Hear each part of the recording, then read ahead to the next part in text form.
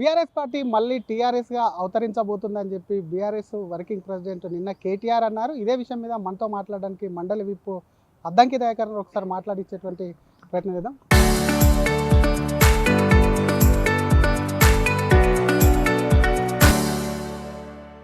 Sir, BRS మళ్ళీ TRS అవ్వబోతుందని చెప్పి నిన్న కేటీఆర్ చిట్చాట్లో చెప్పారు. నిజంగా అసలు టీఆర్ఎస్గా మార్చేందుకు ఎందుకు మళ్ళీ వాళ్ళు ప్రయత్నిస్తారు అనుకోవచ్చు? అంటే వాళ్ళు చాలా ఆశతోని జాతీయ స్థాయిలో మేము రాజకీయాలు చేయాలని ఒక దురాలోచన అతి ఆశ అనాలన్నా వాళ్ళు పేరు మార్చుకొని 2-3 రాష్ట్రాల్లో ఏదో శాఖలను ఏర్పాటు చేసుకుని ఏదో బిల్డప్ ఇచ్చే ప్రయత్నం చేసిండ్రు. అది ఆ రోజే మేము చెప్పినాం.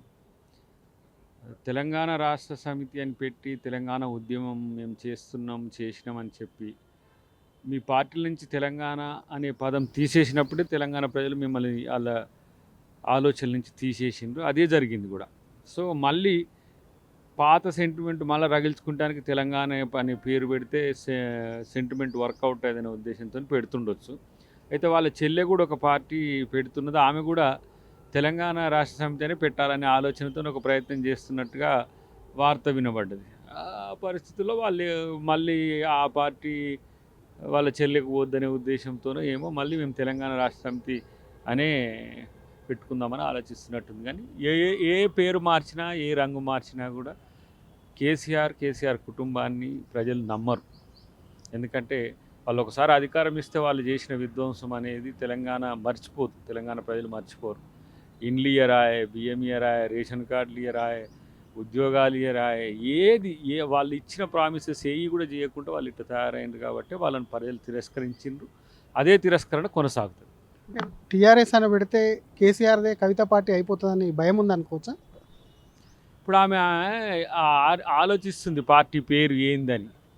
దాంట్లో టీఆర్ఎస్ అనే పాత పేరు పెట్టుకుంటే పోద్ది కదా అని ఒక ఆలోచనతోని ఉన్నది అని ఈ మధ్యన వార్తలు వచ్చినాయి.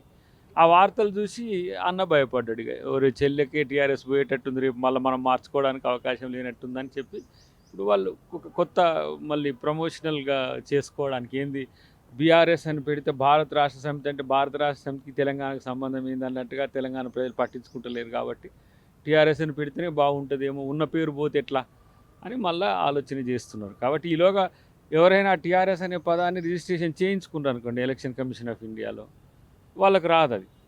సో ఆ ప్రయత్నం ఏమన్నా వాళ్ళ జాగ్రత్తగా అంటారు, చెల్లెలు రిజిస్ట్రేషన్ చేసుకో వాళ్ళ చెల్లెలు రిజిస్ట్రేషన్ చేస్తుందని భయం ఉన్నందుకే ఇది జరుగుతుందని నేను అనుకుంటున్నా. కానీ ఫస్ట్ తెలంగాణ సమాజానికి మీరు క్షమాపణ చెప్పండి. మీరు తెలంగాణ పదాన్ని మీ పార్టీ నుంచి తీసేసిండ్రు, భారత రాష్ట్ర సమితిని పెట్టిండ్రు. మళ్ళీ తెలంగాణని పెట్టే దాని వెనుక అవకాశవాదం, ఆశావాదం తప్పితే దాంట్లో మరొకటి కనిపించదు. సో అంటే తెలంగాణ ఉద్యమాన్ని వినియోగించుకొని రాజకీయాలు చేసుకోవడానికేమో తెలంగాణ రాష్ట్ర సమితిని పెట్టుకున్నారు. అధికారం వచ్చినాకేమో తెలంగాణ ఏంది మాకు దేశం మొత్తం కావాలి, మేము అధికారం రావాలని చెప్పి దేశం పేరు పెట్టుకున్నాం. మళ్ళీ ఇప్పుడు ఇక్కడ అక్కడ రెండిట్ల కొట్టే జీరో అయింది కదా ఎంపీలన్నీ. ఆడ ఈడ కొట్టేసేసరికి ఫీజు కొట్టేసేసరికి మళ్ళీ తెలంగాణ రాష్ట్ర సమితి అని పెట్టుకుంటామని చెప్పేసి ఉద్దేశంతో తీసుకొచ్చి ఈ అవకాశవాద రాజకీయాన్ని తెలంగాణ ప్రజలు గమనించలేరనా? ఇక మరి ఆయన వాళ్ళ అయ్య చెప్తుండో ఆయనే అంటుండో మనకు తెలుస్తలేదు. కానీ వాళ్ళకు ఎప్పటి నుంచో ఒక మానసిక ఆందోళన ఉంది. మనము భారత రాష్ట్ర సమితిని మార్చినాకనే ఇట్లా అయింది అనే ఒక మానసిక ఆందోళన ఉంది. మళ్ళీ మారితే ఏమైనా అవకాశం కలిసి వస్తుందేమో అని అనుకుంటున్నారు. కానీ ఎట్లనైనా కూడా వాళ్ళని ప్రజలు పట్టించుకోరనే విషయం వాళ్ళకి అర్థమైతే మంచిది. కాంగ్రెస్ హామీలు ఇచ్చి అధికారంలోకి వచ్చింది. కాంగ్రెస్ హామీలు వైఫల్యాల మీద కూడా తొందరలోనే నెక్స్ట్ ఇయర్ పాదయాత్ర చేస్తా అని చెప్పి కూడా కేటీఆర్ నిన్న మాట్లాడారు. ఒకవేళ పాదయాత్ర చేస్తే కాంగ్రెస్కి ఏమైనా నష్టం జరుగుతుందా? బీఆర్ఎస్ అధికారంలోకి వస్తుందని అనుకోవచ్చా? మరి పాదయాత్ర అంతకంటే ముందు చాలామంది చేసిరు కదా. మరి పాదయాత్ర చేస్తేనే అధికారం వచ్చే తిరుగుంటే మరి మాకు కూడా రావాలి కదా. రాహుల్ గాంధీ గారు పాదయాత్ర చేసిర్రు, అధికారం వచ్చిందా? ప్రజల్ని చైతన్యవంతం చేయడానికి ఒక ఆలోచన అది చేసుకోవచ్చు. బట్ నేనేమంటున్నామంటే ఇప్పుడు పాదయాత్ర చేయడం వెనుక ఉన్న ఆంతర్యం ఏంది? Leadership crisis. వాళ్ళకి హరీష్ రావు ముందా, కేటీఆర్ ముందా అనటానికి పాదయాత్రతో నా ఫెన్స్కి పోవాలని చూస్తున్నాడు ఆయన. ఇద్దరి మధ్యలో ఏమన్నా సఖ్యత లేదంటారా? ఏదైనా కూడా న్యాచురల్గా రిఫ్ట్ ఉంది వాళ్ళ మధ్యన, ఎప్పుడు లేదని. వాళ్ళ డాడీ కోసం ఆయన, వాళ్ళ మామ కోసం ఈయన తప్పితే కేసీఆర్ అని ఒక పేరు రాజకీయాల్లో లేకుంటే వీళ్ళిద్దరు కలిసి ఉంటారని కూడా నేను అనుకోను. సో ఇప్పటికీ యాక్టివ్గా ఉన్నా ఇన్యాక్టివ్గా ఉన్నా ఏదో నడుస్తుంది కాబట్టి నడిచేంత వరకు నడిపిద్దామని ఇద్దరు కూడా మంచిగా ఆస్కార్ లెవెల్లో నటిస్తున్నారు ఇద్దరు. మా బామార్దులు పోటీ పడి ఆస్కార్ కొరకు అదే మన ఏదో సినిమాలో బ్రహ్మానందం కాక ఏదో ప్రైజ్ మనీ కొరకు పోరాడినట్టు ఇప్పుడు నెంబర్ 1 నేనా నువ్వా మా డాడీ తర్వాత ఎవరు అనుకుంటానికి ఇప్పుడు కేటీఆర్, నేనే నీకంటే ముందని చెప్పుకుంటానికి హరీష్ రావు ఈ పోటీ పడి నటిస్తున్నారు. కేసీఆర్ తర్వాత డిప్యూటీ ఫ్లోర్ లీడర్గా హరీష్ రావుకి ఇచ్చిన అసెంబ్లీలో ఆయనకు వర్కింగ్ ప్రెసిడెంట్ ఇచ్చిండు కదా పార్టీలో, కాబట్టి మళ్ళీ ఈయనకి ఇవ్వకపోతే ఈయన వెళ్ళిపోతాడేమో అని మళ్ళీ ఎంత ఇన్సెక్యూర్గా ఉన్నారు వాళ్ళ మధ్యన. ఒక కుటుంబం అనిపించినా కూడా చెల్లెకు మధ్యన అన్నకు మధ్యన ప్రేమలు లేవు, బావకు బామ్మర్దికి మధ్యన ప్రేమలు లేవు, అంతా రాజకీయమే, అంతా ఆర్థికమే.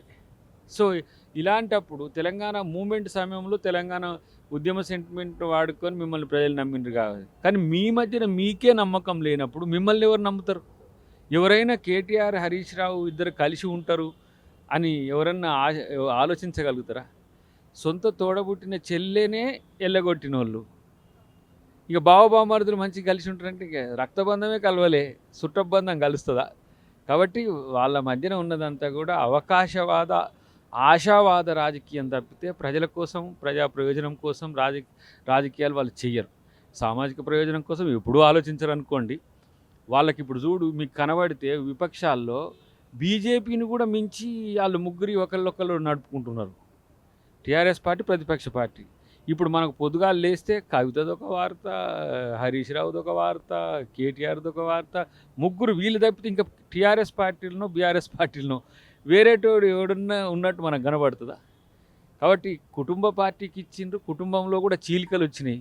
మళ్ళీ కుటుంబంలో 2 వర్గాలకు కూడా వాళ్ళే చేయాలి. రేపు బావ కూడా బయటకు వచ్చినాక 3 వర్గాలు అయితే కూడా వాళ్ళకి చేస్తారని అనుకోవడం అనేది ఎంత ఏమంటారు ఊళ్ళల్లో అంటారు కదా, ఆశగొట్టోళ్ళు అంటారు చూడు, ఆశగొట్టోళ్ళు. ఇక కుటుంబం వీళ్ళే తెలంగాణకు ఉన్నారు. ఇక మరి భారత రాష్ట్రం దేశానికి పోయిన ఎటో ఒకటి ఆ రాష్ట్రం ఒకళ్ళు ఆ రాష్ట్రం ఒకళ్ళు ఆ రాష్ట్రం పీడ పోతుండే, మళ్ళీ వచ్చి ఈ రాష్ట్రం మీద పడరు. ఇంకెందుకు మీ పీడ విరగడైందని ప్రజలు అనుకుంటే మళ్ళీ ఎందుకు నాయన మీతో వచ్చిన పంచాయతీ మాకు? బీజేపీ అన్నారు కాబట్టి ఒకటి గుర్తు చేస్తా, బీజేపీతో పొత్తు విషయం మళ్ళీ నిన్న కేటీఆర్ తీసుకొచ్చాడు, ఈరోజు రాష్ట్ర ప్రెసిడెంట్ బీజేపీ రాష్ట్ర అధ్యక్షులు కూడా తీసుకొచ్చారు.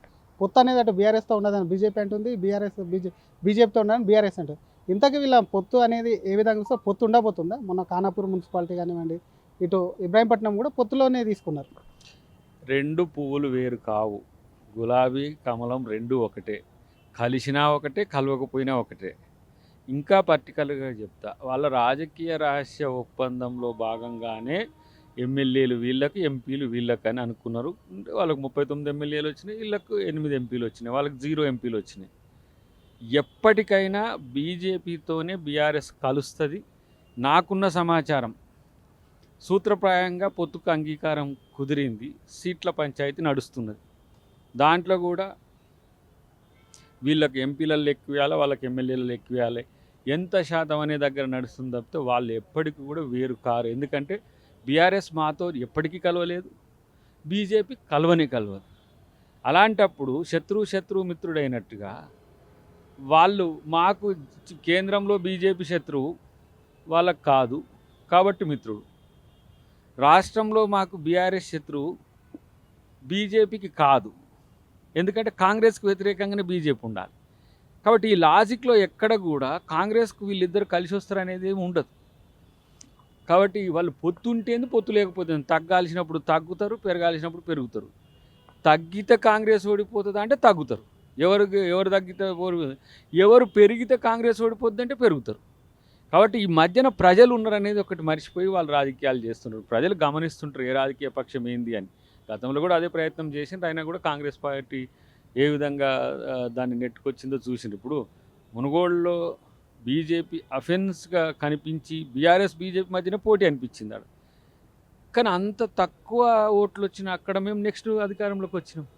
అంటే క్షేత్రంలో ఉండే నియోజకవర్గాల ఆలోచనలు వేరుంటాయి, రాష్ట్ర స్థాయిలో ఆలోచించే ఆలోచనలు వేరుంటాయి. కాబట్టి రేవంత్ రెడ్డి గారిని మళ్ళీ ముఖ్యమంత్రి చేయడానికి తెలంగాణ ప్రజలు సిద్ధంగా ఉన్నారు. అది ప్రజాపాలనతో పాటు ప్రజలకు దగ్గరై ఆత్మీయంగా ఉన్నాడు కాబట్టి రేవంత్ రెడ్డి గారి పట్ల ప్రజలకు ప్రేమ ఉంది. అది ప్రతి ఎలక్షన్, మున్సిపల్ ఎలక్షన్ చూపించింది, లోకల్ బాడీ ఎలక్షన్ చూపించింది, రేపు జిహెచ్ఎంసీ చూపిస్తుంది. ఏ ఎన్నిక వచ్చినా కూడా గెలుపు సూత్రం పని మాత్రమే, గీటు రాయి. ఇళ్ళలాగా పనికిమాలిన రాజకీయాలు కాకుండా ప్రజలకు మనం చెప్పిన హామీల్లో అన్ని ఫుల్ఫిల్ చేసే పనిలో ప్రభుత్వం ఉంది. వీళ్ళ రాజకీయ కొట్లాట్లో వీళ్ళు నేను ఒకటా, నేను రెండా, నేను మూడా అని వీళ్ళు కొట్లాడుకుంటూ వస్తున్నారు. దాంట్లో బీజేపీ రోల్ ఏందో అర్థం కావట్లేదు, కానీ యాడికి పోతుంది, బీఆర్ఎస్ నాతోనే ఉంటుంది కదా అనే ఉద్దేశంతో వాళ్ళు కూలుకున్నారు. ఇంకొకటి సార్, సీతక్క మీద మొబైల్ ఫోన్లకు సంబంధించి అంగన్వాడీ మొబైల్ కొనుగోళ్లకు సంబంధించి కూడా అందులో అవినీతి జరిగింది అని చెప్పి పెద్ద ఎత్తున ఆరోపణలు చేస్తుంది. ఇందాక సీతక్క నోటీసులు కూడా పంపించింది దానికి సంబంధించి, కేసీఆర్ కానివ్వండి ఆ పార్టీ నేతలు కానీ. నిజంగా ప్రభుత్వంలో విధంగా టెండర్ ద్వారా తీసుకున్నామంటే ఇందులో పాత్ర ఉందంటారా మంత్రి గారిది? సీతక్క అలాంటి పనులు చేయాల్సిన అవసరం ఆమెకు రాదు. దట్టు అంగన్వాడీల విషయంలో, మహిళల విషయంలో ఆమె ఎంత నిష్టగా ఉంటుందో తెలుసు. తర్వాత ఆమె కార్యాచరణ మీద కూడా ఎవరికి అనుమానాలు లేవు. ఒకరొక్కరిగా రేవంత్ రెడ్డి గారికి దగ్గర ఉన్న వాళ్ళు, రేవంత్ రెడ్డి గారి క్యాబినెట్ మీద, రేవంత్ రెడ్డి గారి సోదరుల మీద, రేవంత్ రెడ్డి గారి పరివారం మీద వాళ్ళు ఒక పద్ధతి ప్రకారం ప్రాపగండా తయారు చేస్తున్నారు. పొంగులేటి శ్రీనివాసరెడ్డి గారు చాలా క్రియాశీలకంగా ఉంటాడు కాబట్టి ఫస్ట్ ఆయన మీద, తర్వాత అంతకుముందు వెంకరెడ్డి గారి మీద, తర్వాత ఇప్పుడు సీతక్క మీద, ఇట్లా ఒకరొక్కరిని వాళ్ళకు ఇదొక గేమ్ ప్లాన్ వాళ్ళది, అందరిని అవినీతి పనులు చేస్తానికని. ఆమె లీగల్ నోటీసులు ఇచ్చింది, అవసరమైతే వాళ్ళు ఆ విషయంలో ఎక్కడికి ఎవరికి రావాలన్నా నేను వచ్చి చెప్తా అని చెప్తున్నది. కాబట్టి బట్టకాల్చి మీదేసి మీరు ఇక సమాధానం చెప్పుకోండి అని మీడియాదేవి ఇప్పుడు ప్రాపకండా నేను ఏం చెప్తే మీరు అది ప్రసారం చేస్తారు. ఫస్ట్ అయితే ప్రసారం అయితే వెళ్ళిపోద్ది కదా సీతక్క ఏదో చేసిందట అని. కాబట్టి ఇప్పుడు సీతక్క కూడా కాల్ చేసింది, నాకు అవన్నీ కూడా డాక్యుమెంట్స్ మాకు అందరికి కూడా షేర్ చేసింది. ఆ విషయంలో ఎప్పుడు కూడా ఆమె పారదర్శకత విషయంలో, ఆమె నిజాయితీ విషయంలో ఎక్కడ కూడా పార్టీకి కానీ ప్రభుత్వానికి ఎలాంటి అనుమానాలు, వీళ్ళ మీదనే అనుమానాలు. ఎవడు మరి దీంట్లో చేయమన్నాడో సీతక్క మీద కానీ అని చెప్పేసి మరి ఎవడు వీళ్ళకి ఇషారు ఇచ్చిండో, సోషల్ మీడియాకి ఎవరు ఇషారు ఇచ్చిండో తెలియదు. కానీ సీతక్క ఆ కమిట్మెంట్, ఆ కన్విక్షన్ను మీరు ఎవరు కూడా ప్రశ్నించలేరని నేను చెప్తాను. Thank you sir. ఇది ఒకవైపు కూడా అటు బీఆర్ఎస్ నుంచి టీఆర్ఎస్గా మారినా కూడా తెలంగాణ ప్రజలు విశ్వసించారు. ఎందుకంటే దేశాన్ని ఉద్ధరిస్తాను వెళ్ళారు. అసలు ఎప్పుడైతే తెలంగాణ ప్రజల సంబంధించినటువంటి తెలంగాణని పేరు తీసేసారు, ఆ రోజే కూడా తెలంగాణ ప్రజల ఆత్మాభిమానాన్ని దెబ్బతీసారు. కాబట్టి తెలంగాణ ప్రజలకు క్షమాపణ చెప్పి కూడా బీఆర్ఎస్ను టీఆర్ఎస్గా మార్చాలని డిమాండ్ చేస్తుంది. మరొక పక్క సీతక్క విషయానికి సంబంధించిన అంశంలో అనవసరమైనటువంటి వాళ్ళ ప్రాపగండ తప్ప ఎక్కడ కూడా సీతక్క అటువంటి కార్యక్రమాలు లేవు. వాటికి సంబంధించిన డేటా మొత్తం నోటీసులే కాదు, దానికి సంబంధించి కూడా వారి పైన కూడా కేసులు కూడా బుక్ చేసి దాన్ని తిప్పి కొడతాం, ఏదో మీడియాలో రావడానికి ఇదంతా బీఆర్ఎస్ఎల్ చేస్తున్నారంటూ కూడా అటు మండలి విప్పు ఎమ్మెల్సీ అద్దంకి దయాకర్ అంటున్నారు. కెమెరామ్యాన్ విజయ్తో శ్రీధర్, RTV, హైదరాబాద్.